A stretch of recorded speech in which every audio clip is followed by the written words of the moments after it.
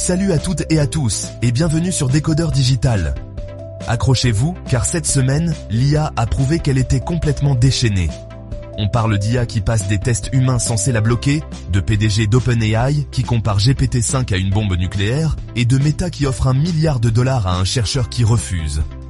Si vous pensiez que ChatGPT était déjà fou, attendez de voir sa nouvelle mise à jour, les agents IA qui cliquent sur « Je ne suis pas un robot » sans même scier.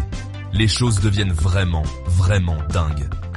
Et après tout cela, on plongera dans encore plus de nouvelles de dernière minute sur l'IA, des dernières améliorations de Google et Microsoft au modèle record de Nvidia et à la nouvelle magie d'Adobe dans Photoshop. Alors, parlons-en. Commençons par ce qui touche le plus de monde en ce moment, le tout nouveau mode d'étude de ChatGPT. Si vous avez déjà utilisé le chatbot pour vos devoirs, réviser ou même préparer un examen, vous savez à quel point il est tentant d'obtenir une réponse complète instantanément. Vous lui demandez le théorème de Bayes, et il vous donne une explication parfaite, ou même rédige tout votre devoir sans poser de questions. Ça semble utile, mais si vous essayez d'apprendre, ça gâche un peu le but. Le mode d'étude change tout ça.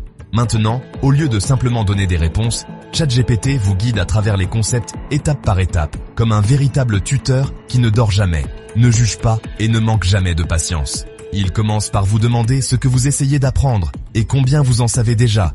Puis, il adapte l'explication à votre niveau. Si vous avez du mal avec un sujet complexe, comme les encodages positionnels sinusoïdaux ou les mathématiques discrètes, il ne vous balance pas juste du code ou des définitions. Il les explique de manière structurée et progressive, tout en ajoutant des questions d'auto-vérification, des indices et des invites pour s'assurer que l'information reste gravée. Il s'adapte même en fonction de vos conversations passées, se souvenant et bâtissant sur ce que vous avez déjà appris. Ce n'est pas juste une question-réponse, c'est un guide actif du processus d'apprentissage, utilisant des questions socratiques, des décompositions d'idées complexes en morceaux gérables, et un feedback conçu pour vous aider à réfléchir au fur et à mesure. Honnêtement, la structure ressemble à un mini-cours. Et ce n'est pas de l'IA qui devine ce qui pourrait t'aider. OpenAI l'a construit avec l'apport d'enseignants, de scientifiques et d'experts en pédagogie pour s'assurer qu'il s'aligne sur la science de l'apprentissage réel. Des concepts comme la métacognition, la gestion de la charge cognitive et le développement de la curiosité. Mais attention, ce n'est pas seulement pour rendre les étudiants plus intelligents, c'est aussi la réponse d'OpenAI à un problème croissant. L'année dernière, les universités du Royaume-Uni ont signalé près de 7000 cas de tricherie confirmés liés aux outils d'IA. C'est plus de 5 cas pour 1000 étudiants, contre environ 1,6 un an plus tôt. C'est une explosion. Et étant donné que plus d'un tiers des jeunes adultes américains utilisent déjà ChatGPT et qu'un quart des messages qu'ils gèrent concernent l'école ou le tutorat, c'est un point de pression évident. Même OpenAI admet que cela n'arrêtera pas complètement la tricherie. Les étudiants peuvent toujours ignorer le mode d'étude et demander des dissertations complètes. C'est pourquoi ils affirment que cela doit faire partie d'un changement plus large à l'échelle de l'industrie. Les écoles repensent la façon dont elles évaluent les étudiants et intègrent peut-être la sensibilisation à l'IA dans leur système d'évaluation. En gros, ils essaient de définir ce à quoi ressemble une utilisation responsable de l'IA dans l'éducation. Et honnêtement, c'est attendu depuis longtemps. Une étudiante, Maggie Wang, a déclaré avoir utilisé le mode d'étude pour enfin comprendre les encodages positionnels sinusoïdaux, un concept qu'elle n'avait pas réussi à saisir plusieurs fois auparavant. Après une session de 3 heures, elle a finalement compris, comparant cela à un tuteur qui ne se fatigue jamais. C'est exactement l'ambiance que le mode d'étude veut donner. Passons maintenant à quelque chose qui semble tout droit sorti d'un épisode satirique de Black Mirror. L'agent de ChatGPT qui clique sur « Je ne suis pas un robot ». Oui, ça s'est vraiment passé. Cet agent fait partie de la boîte à outils grandissante de ChatGPT. Il peut naviguer sur le web via son propre environnement virtuel isolé, ce qui signifie qu'il a accès à un navigateur et un système d'exploitation qui interagissent avec le vrai Internet. Vous lui donnez une tâche en plusieurs étapes, comme télécharger une vidéo ou commander des courses, et il exécute les étapes pour vous. Il narre même ce qu'il fait, ce qui est à la fois utile et dans ce cas, un peu ironique. Alors qu'il accomplissait une tâche impliquant une page protégée par Cloudflare, l'agent a rencontré l'une de ces petites boîtes qui disent « Vérifiez que vous êtes humain ». Et sans hésitation, l'agent l'a coché, puis a expliqué ce qu'il venait de faire. Cette étape est nécessaire pour prouver que je ne suis pas un bot et continuer l'action. Un bot qui dit littéralement qu'il doit prouver qu'il n'est pas un bot et qui réussit le test. Pour être juste, il n'a pas eu le défi CAPTCHA complet, celui où il faut cliquer sur des feux de signalisation flous ou des devantures de magasins. Il n'a passé que la couche initiale, appelée Cloudflare Turnstile. Cette couche analyse toutes sortes de signaux comportementaux subtils, mouvements de souris, empreintes de navigateur, historique IP, pour décider si vous êtes susceptible d'être un humain. Et le comportement de l'agent était suffisamment humain pour ne pas déclencher la vérification plus approfondie. C'est un événement majeur, car les systèmes CAPTCHA ont été spécifiquement conçus pour bloquer les bots. L'idée remonte aux années 1990. Donner aux humains un simple test visuel que les machines ne pouvaient soi-disant pas passer. Au fil du temps, la course aux armements des CAPTCHA s'est intensifiée. Une meilleure IA signifiait des CAPTCHA plus sophistiqués. Certains ont même utilisé le processus pour entraîner des modèles d'apprentissage automatique. Le reCAPTCHA de Google, par exemple, faisait que les gens aidaient à numériser des livres et à entraîner des algorithmes de vision, le tout sous le prétexte de prouver qu'ils n'étaient pas des bots.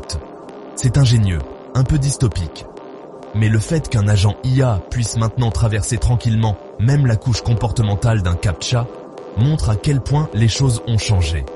Et ce n'était pas un simple hack par force brute, c'était fluide, conscient de soi et intégré dans un flux de travail plus large. C'est ce qui le rend si différent. Vous regardez l'agent se comporter davantage comme un assistant humain, naviguant, cliquant, lisant et pas seulement exécutant des scripts. Quelqu'un sur Reddit a même fait commander des courses à l'agent dans un magasin local. Les instructions étaient super basiques. Éviter la viande rouge, s'en tenir aux produits sains et rester sous les $150. Il a réussi sans problème. Mais bien sûr, tout n'est pas parfait. Un autre utilisateur a déclaré que l'agent n'avait absolument pas réussi à naviguer sur le site web de Stop & Shop parce que l'interface était trop désordonnée. Donc, oui, une mauvaise interface utilisateur gagne toujours parfois contre une bonne IA. Passons maintenant à ce qui pourrait être la partie la plus choquante de tout cela. Le PDG d'OpenAI, Sam Altman, vient de dire dans une interview que GPT-5 lui faisait peur. Il n'a pas été vague à ce sujet non plus. Il a dit que le test de GPT-5 lui rappelait le projet Manhattan, le développement des armes nucléaires. Oui, c'est la comparaison qu'il a faite. Il a parlé de la rapidité de GPT-5, non seulement de la vitesse à laquelle il répond, mais aussi de la profondeur de sa compréhension. Il y a eu des sessions où il est resté assis à observer ce qu'il pouvait faire, et s'est senti profondément mal à l'aise. Et rappelez-vous, c'est le chef de l'entreprise qui l'a construit. Altman a également critiqué l'état de la supervision de l'IA.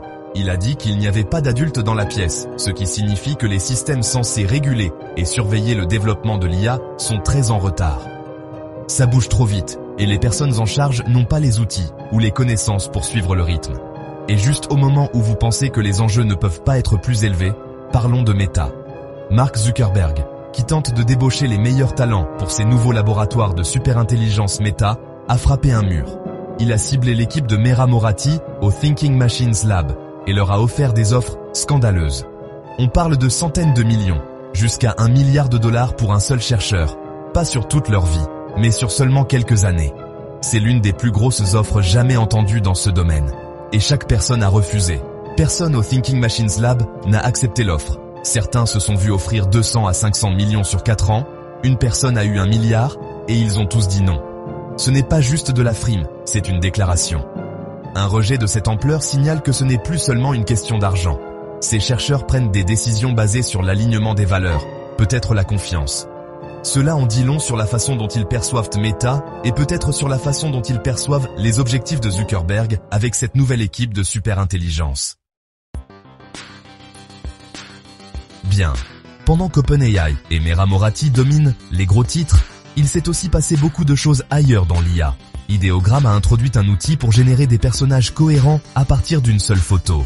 Microsoft transforme son navigateur Edge avec un mode Copilot, qui devient un assistant intelligent. Google pousse encore plus loin les capacités IA dans la recherche, le téléchargement de fichiers et la compréhension d'images et documents. Nvidia lance Llama Neutron.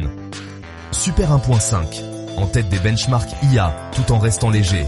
Adobe ajoute Harmonize, Generative Upscale et d'autres fonctions IA avancées à Photoshop. C'est votre tour. L'IA franchit-elle la ligne lorsqu'elle commence à cliquer sur « Je ne suis pas un robot » et qu'elle s'en sort réellement? Dites-moi ce que vous en pensez dans les commentaires ci-dessous.